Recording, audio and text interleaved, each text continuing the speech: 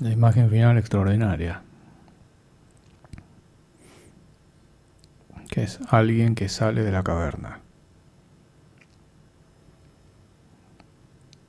con la historia de su propio linaje.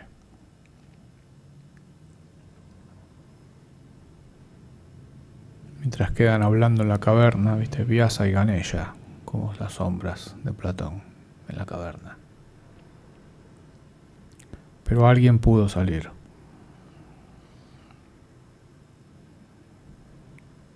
Fíjate, todo aquel individuo que esté ante la individuación tiene que pasar por esa situación. Tiene que encontrar a su gran antepasado, recuperar su propia historia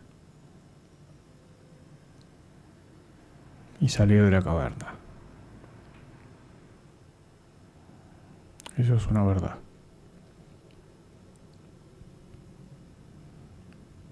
Fíjate, en toda guerra mueren los mejores, siempre.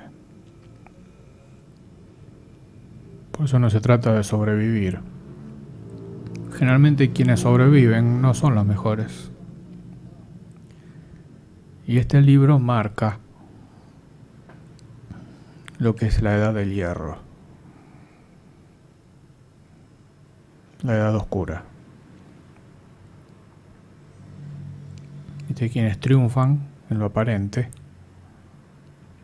triunfan con ardides y con engaños, y por izquierda.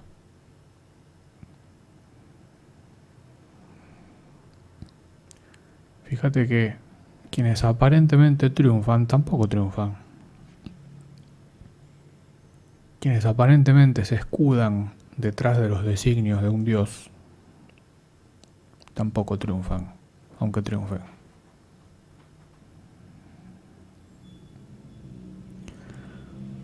Fíjate, por ejemplo, el monólogo de Bhishma, cuando está por morir. Por un lado describe lo que es la creación, ¿no? Unas criaturas devorándose a otras. Es una metáfora. Él llega a describir eso, o sea, llega hasta ahí. Y llega a postular que quien busca la miel, en este caso, por instantes se puede situar más allá de esa situación. Ese es el discurso del alma. ¿Qué busca el alma? La miel. La miel arquetípica. ¿Qué hace el alma? Discursos laberínticos. Que aparentemente dicen muchas cosas y vos decís, qué importante lo que va a decir Bhishma. Y es una cosa diletante, complicada, laberíntica. Y llega hasta la miel. Y cuando le preguntan, pero ¿cómo podemos liberarnos de toda esta cuestión? Ahí se muere el abuelito. Abuelito, dime tú, se lo tomó. No dijo nada. Ese es el alma. Entonces, eso es para aprender. El alma nunca tiene la salida. El alma a lo sumo te muestra. Es el vigía en la torre, ¿viste?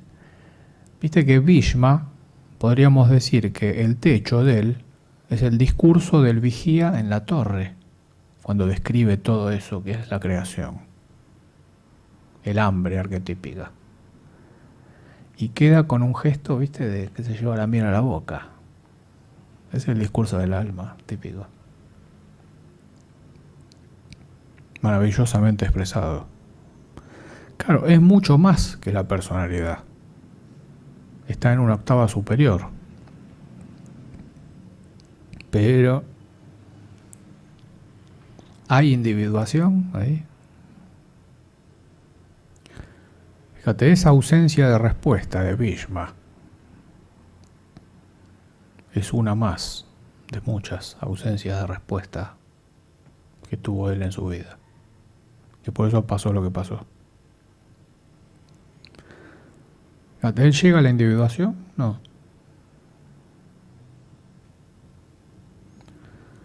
Fíjate, ni la matanza da lugar a una época mejor, aunque venzan los buenos, en lo aparente, y haya algún buen monarca en el corto plazo,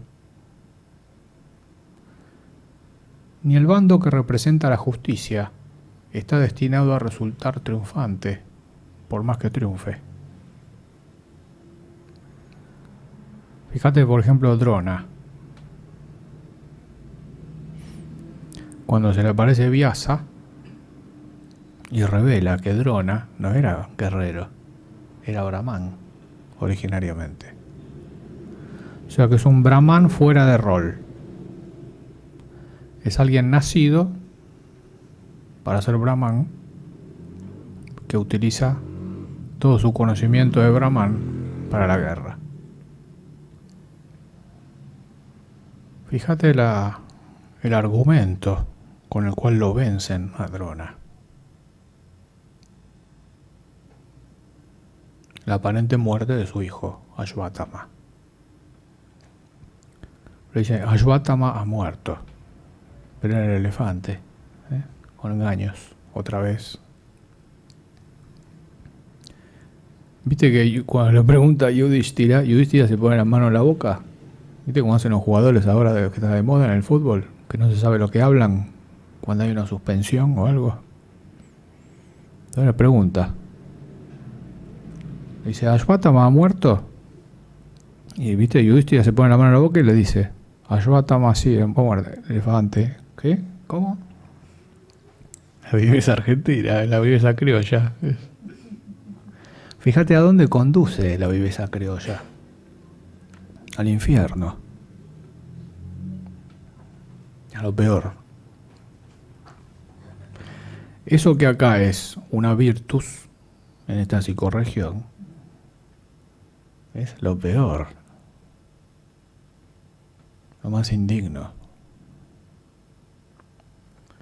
Y si uno no considera eso, está en problemas.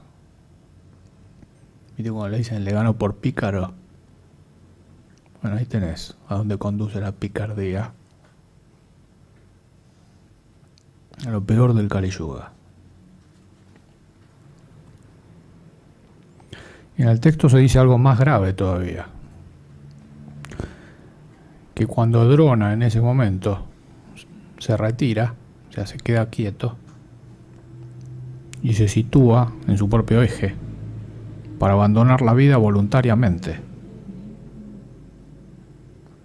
Entonces, ante alguien que toma esa determinación, abandonar la vida voluntariamente, no se lo puede atacar de ninguna manera. Y te aparece Drishtadyumna, el hermano de Draupadi, y le corta la cabeza. Ante el horror de los presentes, habitantes de todos los mundos.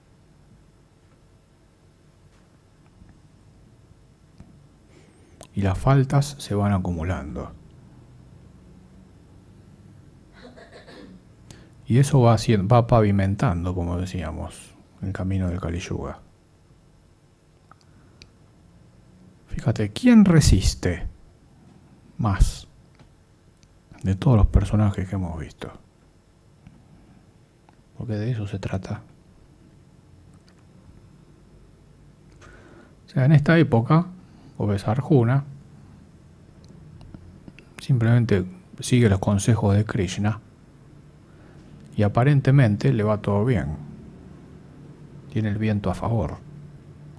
Porque está siguiendo los designios de un dios. Pero por ejemplo, Karna tiene todo en contra. Tiene todos los designios en contra. Fíjate, Karna, que es el heredero legítimo de toda esta cuestión, lo atacan entre dioses, brahmanes, hombres y demonios. Todos contra Karna. Desde todos lados. Lo perjudican en la batalla y en toda su vida. Fíjate, Kunti, su madre, lo abandona al nacer siendo primogénito. Por lo tanto, le hace perder el derecho de primogenitura, que le correspondía a un reino. Y después, cuando él decide combatir, por honor, se le aparece y le dice que es la madre, y lo quiere llevar como bebé, ¿viste?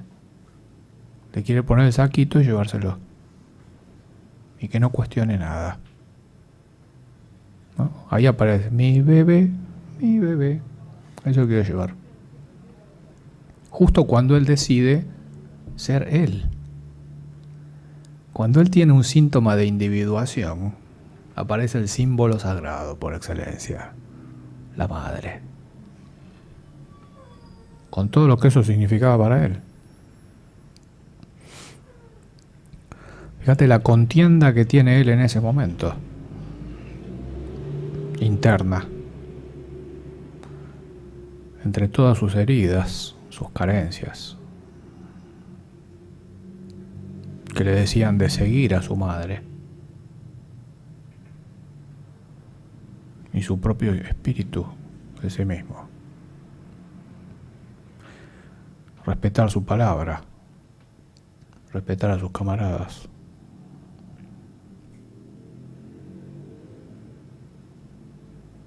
A pesar de todo. Y él decide ante su madre, por honor incluso, sabiendo que era una trampa, que ella venía a buscarlo. Bueno, venía a buscarlo por él, venía a buscarlo para salvar a Arjuna. A pesar de eso, él tiene un gesto de honor. Y le dice que no va a matar a ninguno de los hermanos, excepto a Arjuna. Entonces, al final de la guerra, ella se va a quedar con igual número de hijos. Hasta tuvo un acto de honor y lealtad hacia su madre.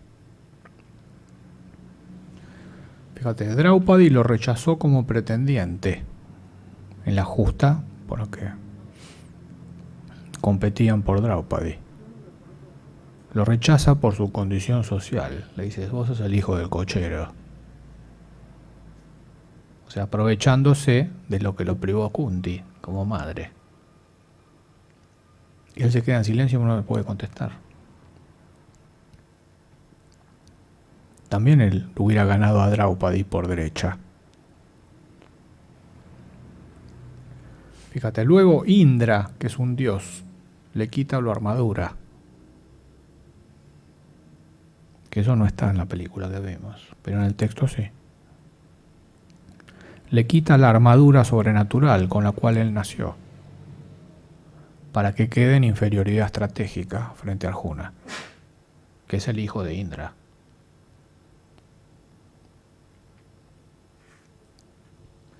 Y luego lo ataca como insecto, cuando se le mete en el muslo, para que el Brahman loco ese lo maldiga, el que manejaba las armas sobrenaturales, el Brahman enloquecido.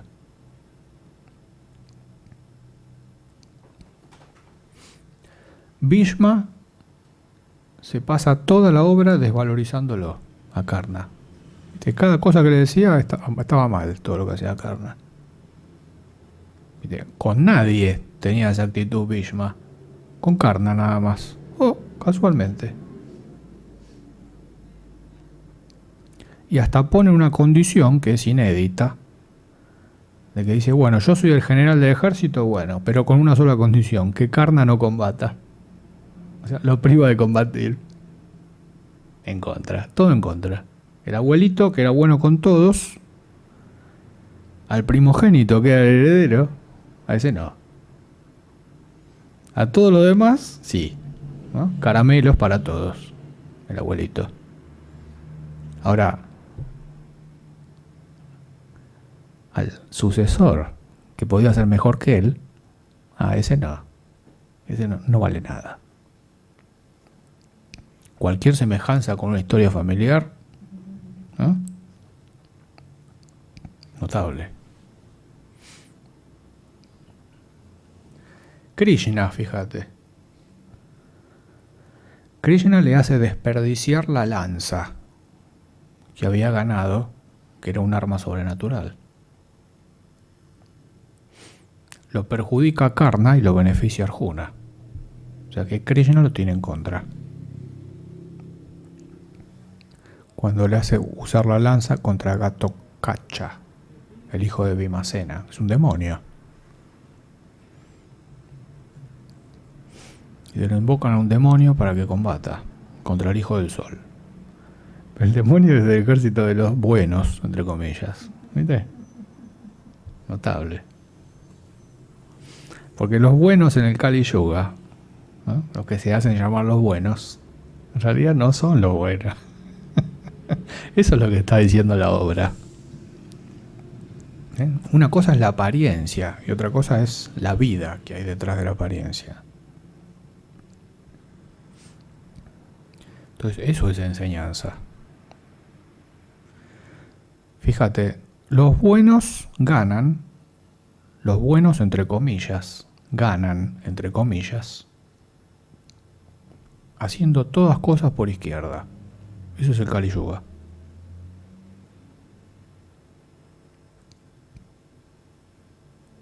Ese es el dilema ético del Kali Yuga. ¿Cómo ser justo, como decía Hesíodo, en una época en la que ganan los injustos? En la cual, cuanto más injusto, más sos encumbrado por el sistema y más poder te da el sistema. Cuanto más indignidades, más asciende en la escalera. Porque el mundo del Kali Yuga es una catástrofe, o sea, es un mundo que está dado vuelta. Es el mito de la Atlántida que se hundió. Nosotros vivimos en la Atlántida hundida, que es este mundo. Que es algo que está, ¿viste como la película esa, el Poseidón, el barco, que se da vuelta en medio de la película? Bueno, este mundo es la Atlántida dada vuelta, porque se hundió. Entonces, por eso los peores están arriba y los mejores están abajo. Y hay que comprender eso para orientarse en este mundo. Si no, no hay posibilidad de orientación estratégica. Entonces, se trata de que sigamos siendo quienes somos, pasando por este mundo, permanecer iguales al sí mismo de cada uno. De eso se trata. Fíjate, estamos con nuestro amigo Karna. Los brahmanes lo maldicen. Y la tierra, el espíritu de la tierra, atrapa la rueda del carro de Karna. ¿Viste? Hasta la tierra le juega en contra. Que atrapa la rueda del carro. Y finalmente está el brahman enloquecido, que provoca que se olvide en el momento clave de la fórmula para invocar el arma sobrenatural. ¿Viste? La maldición esa final. Añadiendo, por si hacía falta, la ejecución de Arjuna, que es realizada con total premeditación y alevosía, asesorado por Krishna, mientras Karna está desarmado y dando la espalda, intentando liberar su carro atascado.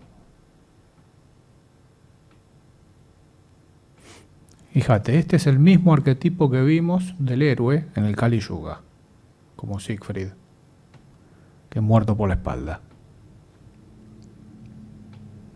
A traición. Ahora fíjate, desde lo psíquico, ¿en qué queda atrapado Karna? Fíjate que queda obsesionado por la rueda, intentando liberarla.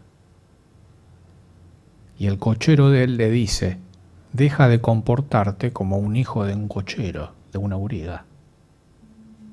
¿Quién lo había criado a él? Una auriga, un cochero. Quiere decir que él, en el máximo momento de tensión dramática, actuó su propia falla, como hijo del cochero. O sea, dejando de ser quien era. Ahí lo mata Arjuna. A pesar de eso, fíjate, De todos los personajes que vimos, ¿quién es el que tiene más méritos? Porque tiene que ir contra todos. Karna. Por eso tiene momentos heroicos. Porque no se trata en última instancia del azar, o sea, de cómo el destino te tira los dados en la vida, sino de lo que cada uno hace con eso. Y a Karna los dados le vinieron muy mal. En todo. Y fíjate que es el que más remonta situaciones. Contra todos. Contra los dioses, contra los hombres, contra los brahmanes y contra los monstruos y los demonios. Incluso contra la tierra. Fíjate, la tierra durante el Kali Yuga también ha elegido. Parece que no eligió muy bien. Pues mira cómo está.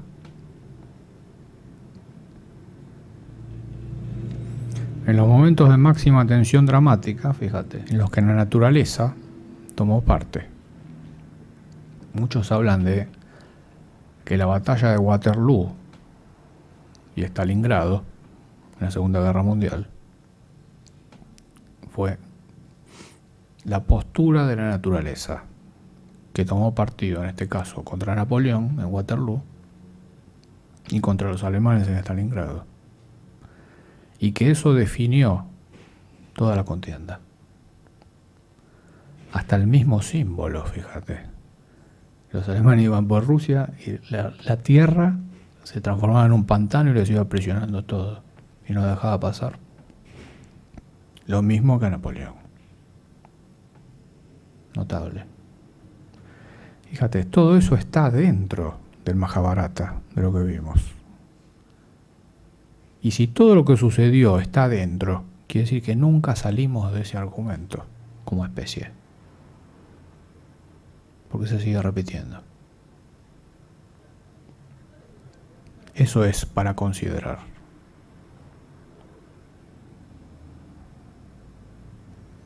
Y para reflexionar seriamente. Incluso el tema final, el tema de quién sobrevive,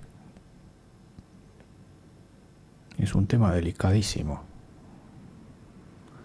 Fíjate en lo que vimos, ¿quién sobrevive?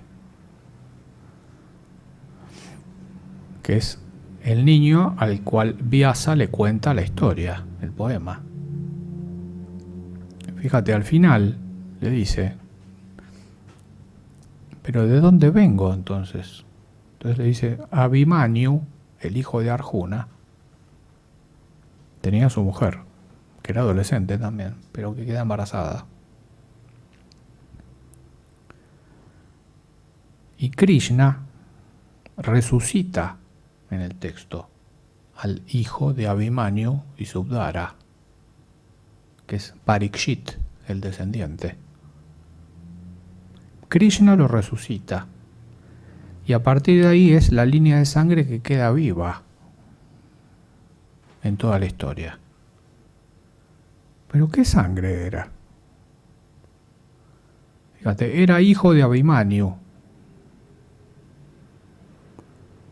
y era hijo de Arjuna, Abhimanyu. ¿Pero con quién estaba casado Arjuna para tenerlo? Con la hermana de Krishna. Quiere decir que Krishna los manda al muere a todos para que quede su propia sangre en el relato, su propia descendencia. Ahí se entiende todo y cierra todas las fichas y caen todas juntas. Pues dice, no, lo resucitó en honor a su amigo Arjuna. Sí, pero ¿con quién está? ¿Con quién lo tuvo Arjuna, Abhimanyu? Con la hermana de Krishna, que sí que era la sangre de Krishna. Por eso Krishna dice, mi misión ha sido cumplida. Están todos muertos menos uno. Casualmente el que lleva la sangre de Krishna. Por eso decíamos, esto es la sombra de Krishna. Así como el Antiguo Testamento es la sombra de Jehová, que es que mueran todos menos los que llevan la sangre de Jehová. Es el mismo texto, el mismo mito. Y la Ilíada es la sombra de Zeus, que como vamos a ver, también es el mismo mito.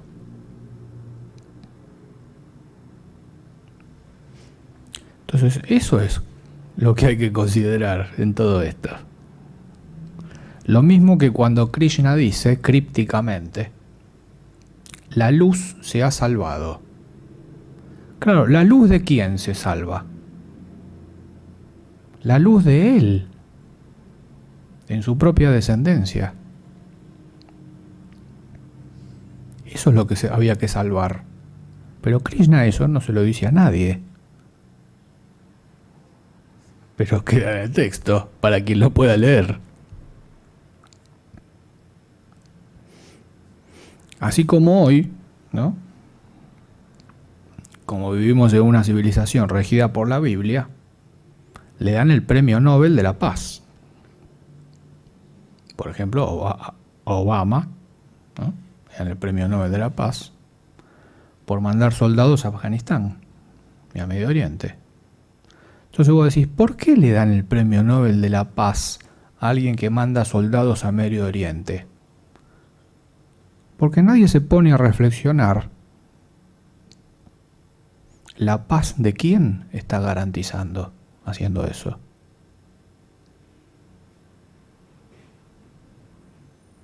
Esa es la cuestión. El Premio Nobel de la Paz es la paz para los hijos de Jehová, aunque eso signifique lo contrario para todos los demás, ¿no? Es lo mismo que vimos del Mahabharata con respecto a Krishna. Hay que salvar la luz, ¿no? La descendencia de Krishna, aunque eso signifique la masacre y el exterminio de todos los demás. Bueno, eso es lo que se juega en las guerras. El linaje de quién continúa y el linaje de quién se corta, llega hasta ahí. Entonces, esos son los designios de los dioses, fíjate. Pero ¿qué es lo que se nos juega a nosotros en la individuación, en medio de todas estas contiendas? Como vimos en el intervalo. La carta de nuestro amigo Pike, que le da a Giuseppe Mazzini, con el diseño de 3 guerras mundiales. Una carta de 1870. Fíjate, cómo se ha cumplido esa carta. Fíjate, las profecías de Nostradamus se pueden cumplir o no. Son ambiguas. Pero estas profecías se cumplieron todas. Ahí no hay lugar a dudas. Entonces, si se cumplen esas profecías, quiere decir que la humanidad rebota contra lo mismo y no puede salir de repetir.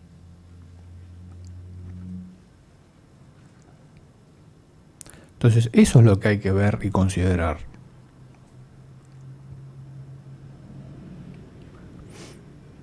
El monólogo de Duryodhana. ¿Viste cómo le quiebran las piernas? La tradición por izquierda. El monólogo de Duryodhana ante Krishna, diciéndole que él es el origen del mal. Y le dice parte por parte todo. Muy interesante. Fíjate, en el texto Duryodhana, por ese hecho, ¿no? Porque le cortan las piernas, como a Maradona. Y Maradona dijo, me cortaron las piernas. Igual que Duryodhana. Por eso tuvo tanto impacto. Porque es mítico. Maradona es una asura, como Duryodhana. Le cortaron las piernas. A los asuras le cortan las piernas. O se las rompen. Pero los asuras tienen la clave. Como son los enemigos de los dioses, te muestran la sombra de los dioses. Te muestran lo que nadie te muestra de los dioses. Y los dioses, como son enemigos de los asuras, a su vez, te muestran lo que nadie te muestra de los asuras. Porque viste que Duryodhana, para los hombres, cuando él dice todo lo que aprendió en el mundo, había sido un ser humano espectacular. Dice, fui justo con mis súbditos. Amé a mis esposas y a mis amigos, fui amigo de mis amigos. Hizo todo bien en términos humanos. Entonces sería un político muy exitoso en esta época, pues hizo todo bien. Pero era una asura, ¿no? Como decimos, la desmesura de los asuras. Pero fíjate, cada jerarquía de seres están limitados por su propio designio. Entonces, los asuras consideran unas cuestiones y no consideran otras.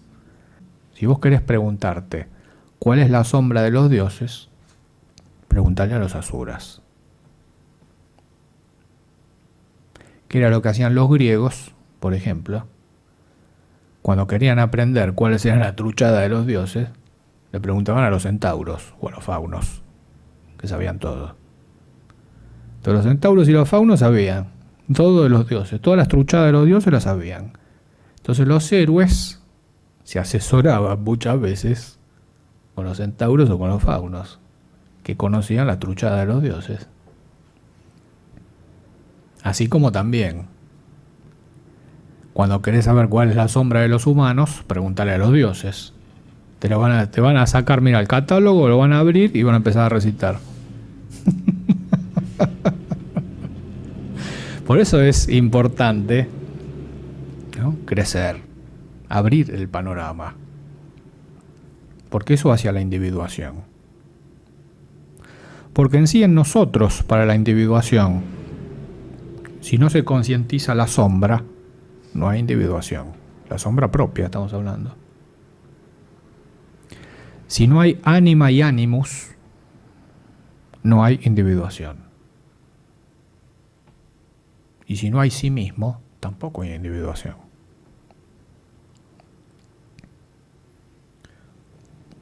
Muchos personajes que vimos hoy en la obra, que han tenido chispazos heroicos, llegan hasta un punto. O quedan presos de su sombra, de sus cuestiones no aclaradas, o quedan presos de no tener una relación ánima-animus con la contraparte que necesitan. O no llegan a sí mismos. En alguna de las tres cuestiones quedan frenados. Y si quedan frenados, no hay individuación. Por ejemplo, ¿qué le faltó a Karna? Ánima. Una mujer. Todas esas heridas que tenía él, que estaban en su propia sombra, esos padecimientos que tuvo en vida, estaban a flor de piel, en carne viva, en carna viva, ¿no?, haciendo honor a su nombre, porque no tuvo una mujer acorde a él. No pudo relacionarse con un ánima acorde. Fíjate, por ejemplo, Ashvatthama, el hijo de Drona, también un brahman, dedicado a la guerra. Este es el que va al final del campamento y los mata a todos. Tampoco tenía mujer. Y Drona tampoco tenía mujer. Por eso eran sanguinarios. Cuando Ashvatthama los mata a todos, en ese momento, él hace un ritual a Shiva y él es poseído por Shiva.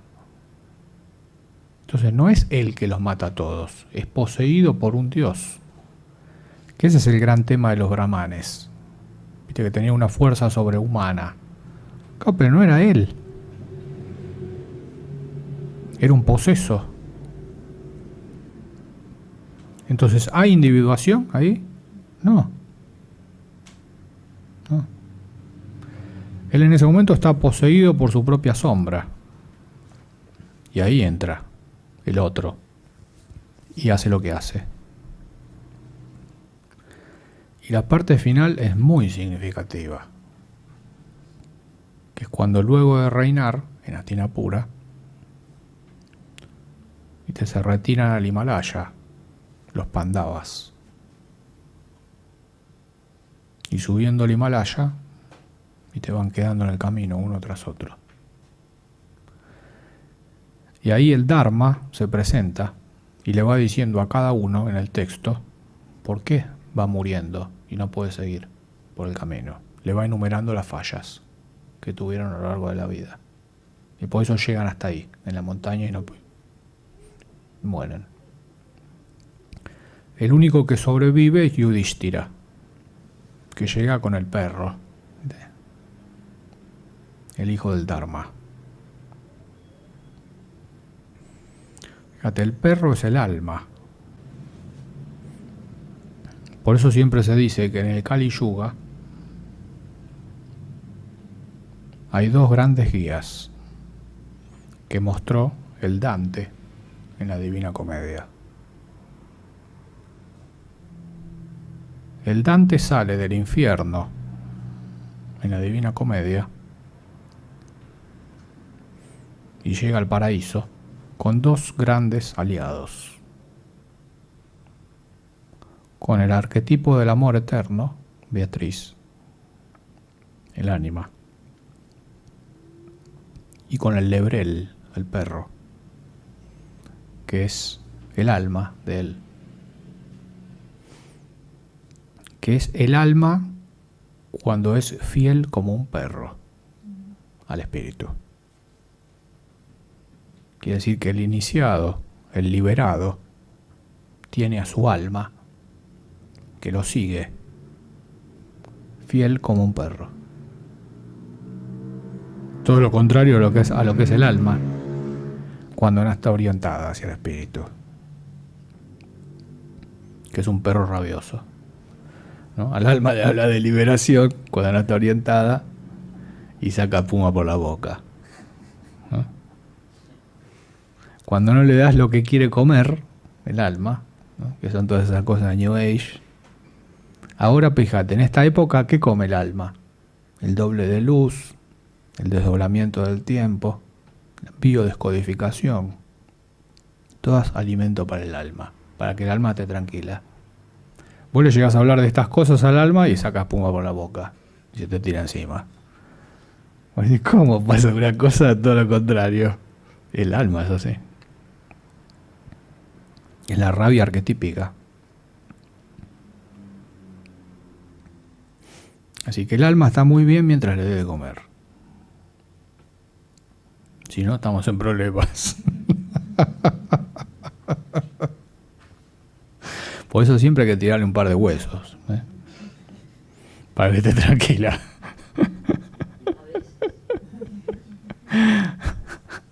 De vez en cuando. De vez en cuando. Fíjate, cuando supuestamente la voz de los dioses, ¿viste? Le dicen a Yudhishthira, bueno, ahora podés subir. ¿Quién era? Vyasa era. Vyasa en la escalera.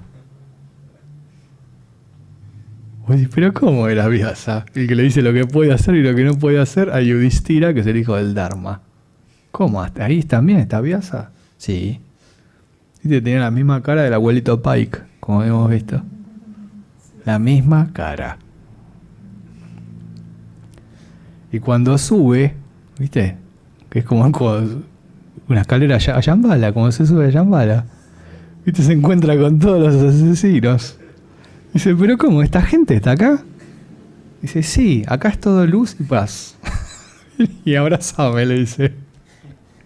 Dice, no, yo no quiero estar acá. ¿Y dónde están los hijos de los dioses? Dice, bueno, ahí tenemos que tomar el ascensor y ir para abajo. Viste, los lleva al Tártaro y estaban ahí. Y el texto lo dice para quien lo pueda leer. Porque eso también es el Kali Yuga. Viste, todo dado vuelta. Lo que tendría que estar arriba está abajo y lo que tendría que estar abajo está arriba. Ahí te está diciendo claramente cuál es la verdad de la milanesa, hablando en términos del alma, ¿no? Está ahí para quien lo pueda ver y escuchar. Y alegremente se le dice, en términos muy ocultos, esta es la última ilusión antes de la liberación. Quiere decir que quien está por liberarse ve eso. Ve que lo que tendría que estar arriba está abajo y lo que tendría que estar abajo está arriba. Está todo dado vuelta. Los malos son los buenos y los buenos son los malos. Sí, pero quien está ante eso y lo ve, se está por liberar. Está ante la liberación. Y eso es dejado también en el texto como un texto sagrado, para que estén todas las cartas sobre la mesa y lo puedan ver todos. Fíjate, Duryodhana estaba en el cielo, pues se lo ganó en combate. En la última parte de la guerra, fíjate que los asuras, que aparentemente son los malos, en la guerra tienen comportamientos honorables y respetan las leyes y los códigos. Son intachables, no rompen un código. Y a medida que se va aproximando el final de la guerra, cada vez tienen más códigos y cada vez tienen más valor. Y los dioses, que supuestamente, ¿no?, que eran los hijos de los dioses, en la paz, cuando aparece la guerra, van perdiendo los códigos. Entonces ves cómo se empieza a dar vuelta todo. Es un juego muy extraño, por el cual se dice que la guerra es el ámbito de los asuras. Por eso los asuras están como pez en el agua en la guerra. Pues un asura necesita una guerra para probarse a sí mismo, porque tiene lo heroico, pero que le sale en la guerra. Pero a los dioses, o a los hijos de los dioses, lo heroico, fíjate, no les sale tanto en la guerra. En la guerra es al revés, pierden códigos.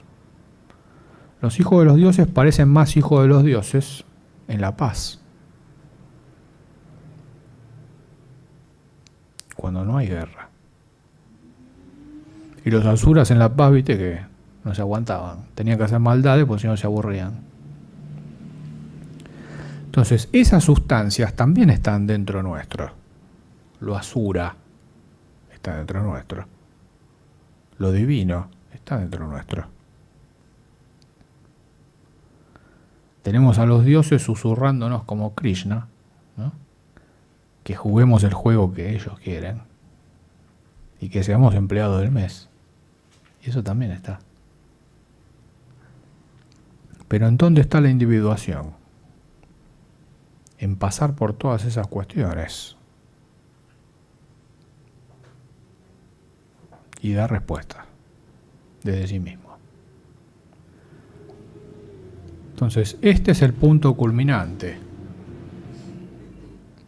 Fíjate, por ejemplo, a Abhimanyu, el hijo de Arjuna. Este es el adolescente.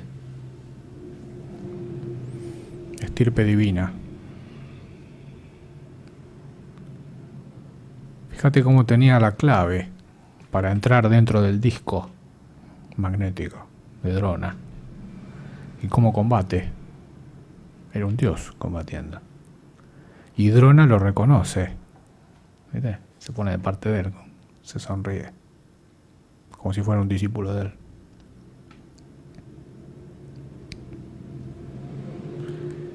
Y Abhimanyu también, fíjate, llega a lo heroico y muere joven como Aquiles, con toda la gloria. Porque además se tienen que juntar todos para matarlo, desarmarlo primero dejarlo solo, luego desarmarlo y finalmente matarlo entre todos,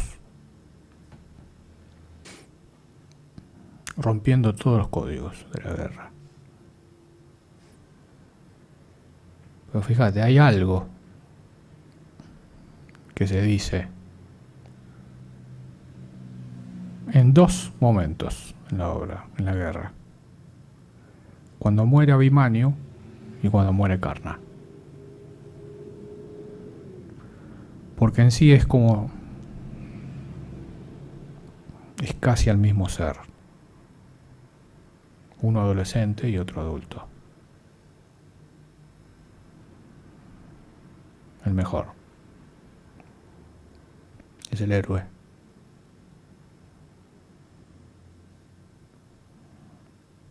Viste, se dice que cuando muere el héroe, todo llora.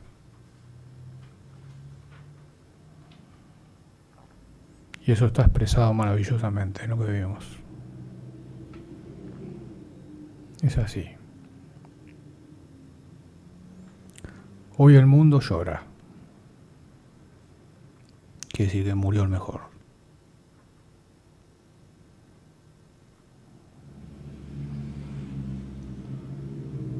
Así que finalizamos el misterio de la guerra, en este caso el Mahabharata, con la propuesta maestra de la individuación. Que cada uno incorpore su propia sombra, integre su propio animus y ánima, y reencuentre su sí mismo. Quien realiza eso es un héroe en este mundo, en el cual todo está al revés.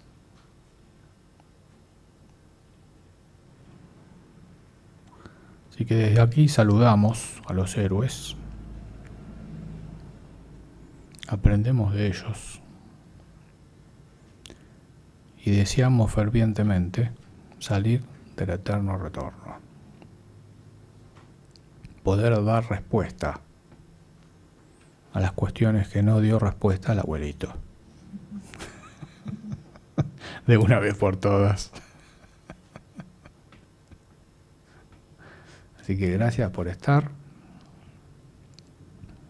Ha sido un largo camino, pero bueno, hemos recapitulado el Kali Yuga completo.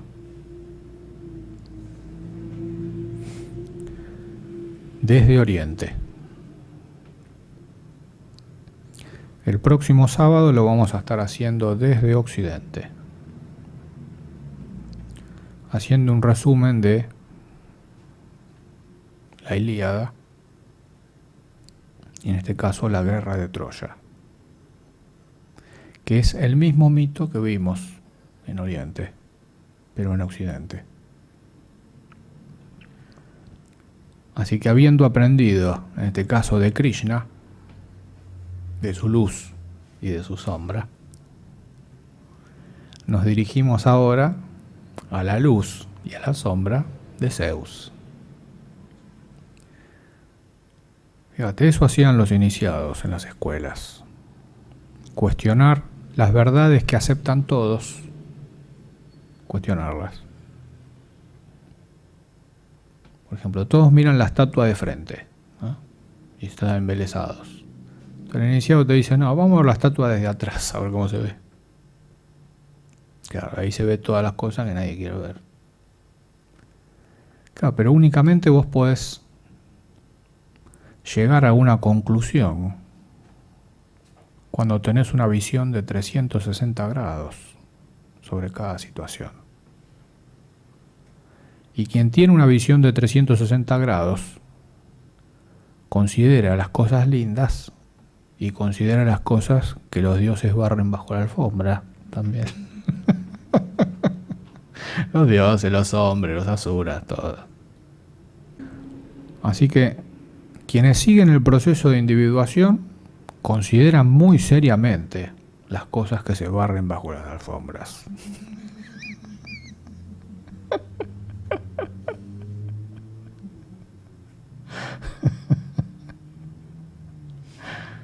Esas son grandes propuestas. Así que gracias por estar, por permanecer y por llegar hasta el final. Porque así tiene que ser.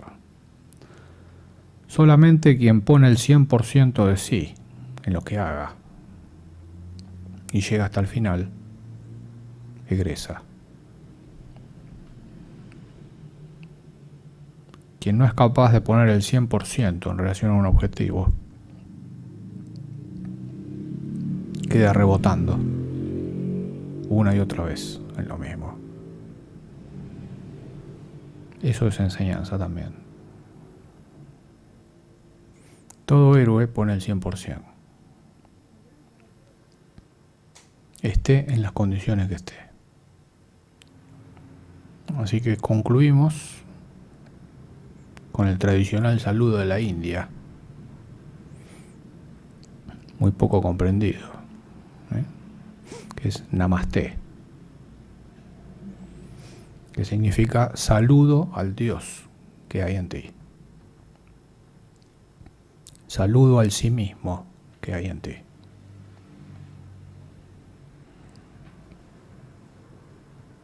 Un saludo iniciático, muy poco comprendido.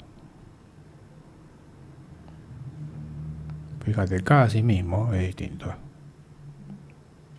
Entonces no se trata ni de pensar igual, ni de sentir lo mismo, ni de tener el mismo discurso.